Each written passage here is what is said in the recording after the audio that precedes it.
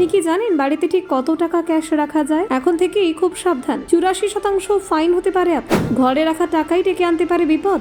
আয়কর আইনে বড় ফাঁদ। জানেন কত টাকা রাখলে আয়কর নোটিশ আসতে পারে? নগদ নিয়ে সতর্কবার্তা জারি। কত লাখ টাকা ঘরে রাখলে বিপদ হবে? আয়কর আইন কি বলছে নগদ টাকা নিয়ে? বাড়িতে টাকা রাখা মানেই কিন্তু নিরাপদ নয়। আয়কর হানায় উল্টো হিসেব হতে পারে। আয়কর বিভাগ কিভাবে ধরছে নগদের খোঁজ? ফাঁস করছে ব্যাংকই। তাই বিপদ হওয়ার আগে এখনই জেনে নিন।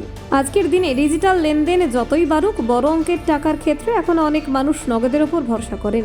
ব্যবসা, পারিবারিক প্রয়োজন কিংবা জরুরি পরিস্থিতির কথা ভেবে অনেকে বাড়িতে বেশ কিছু নগদ টাকা রেখে দেন, কিন্তু এই অভ্যাস যে কখনো কখনো বড় বিপদের কারণ হতে পারে তা অনেকেই অজানা। আয়কর আইনে সরাসরি বলা নেই যে বাড়িতে সর্বোচ্চ কত টাকা রাখা যেতে পারে, তবে সমস্যা শুরু হয় তখন যখন সেই টাকার উৎস আপনি প্রমাণ করতে না পারেন। আয়কর বিভাগ তখন ধরে নেয় ওই টাকা অঘোষিত আয় হতে পারে এবং সেখান থেকে আইনি জটিলতা তৈরি হয়।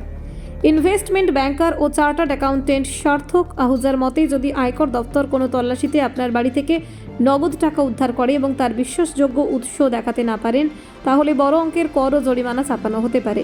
এই করের হার এতটাই বেশি যে অনেকেই তা শুনে চমকে যান। আইন অনুযায়ী উৎসহীন নগদ টাকার ওপর প্রায় 84% পর্যন্ত কর ও জরিমানা বসতে পারে। এর মধ্যে মূল করের সঙ্গে সারচার্জ, সেস এবং বিভিন্ন পেনাল্টি যুক্ত থাকে। ফলে উদ্ধার হওয়া টাকার বেশিরভাগটাই আয়কর দফতরের হাতে চলে যাওয়ার আশঙ্কা থাকে। ধরা যাক আপনার বাড়ি থেকে 10 লক্ষ টাকা উদ্ধার হলো এবং আপনি সেই টাকার উৎস ব্যাখ্যা করতে পারলেন না।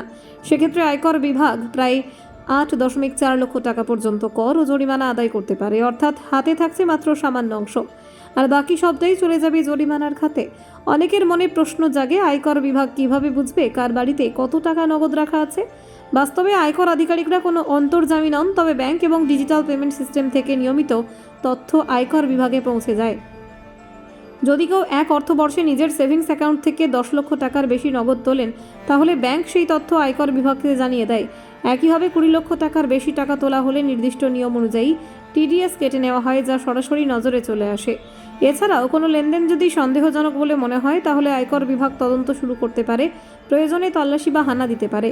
তাই নগদ টাকা রাখলে তার সঠিক নথি ও প্রমাণ রাখা অত্যন্ত জরুরি।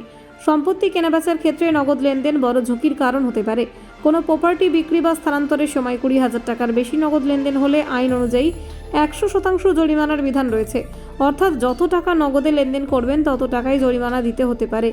এই একই নিয়ম প্রযোজ্য যদি কেউ 2 লক্ষ টাকার বেশি নগদ গ্রহণ করেন। এই ক্ষেত্রেও জরিমানার অঙ্ক হতে পারে নগদ নেওয়া টাকার সমান।